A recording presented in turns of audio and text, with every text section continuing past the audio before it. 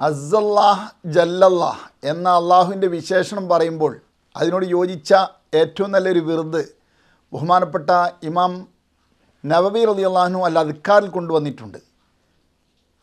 ബാബുമായിദാ ഖാഫ സുൽത്താനൻ ഔ ഗൈറഹു, ഭരണാധികാരിയെയോ മറ്റെയോ പേടിക്കേണ്ടി വരുന്ന സമയത്ത് ഒരാൾ ചെല്ലേണ്ടുന്ന ദിക്ർ എന്ന് പറഞ്ഞുകൊണ്ടാണ് അദ്ദേഹം മഹാനവറുകൾ അദ്കാറിൽ കൊണ്ടുവന്നിട്ടുള്ളത്. അതിൽ ഹദീസിൽ വന്നതായി കാണാൻ കഴിയും, ഭരണാധികാരികളെ പ്രത്യേകിച്ച് വിദേശയാത്രകൾക്കൊക്കെ ഇടയിൽ എയർപോർട്ടിലെ പ്രശ്നങ്ങളൊക്കെ ഉണ്ടാവുമല്ലോ, ആ സമയത്തൊക്കെ നമുക്ക് ഉപയോഗപ്പെടുത്താൻ പറ്റും. അങ്ങനെയുള്ള സമയങ്ങളിൽ ഉപയോഗപ്പെടുത്തേണ്ടുന്ന ദിക്ർ അതിൻ്റെ അവസാന ഭാഗത്ത് കാണാൻ കഴിയും.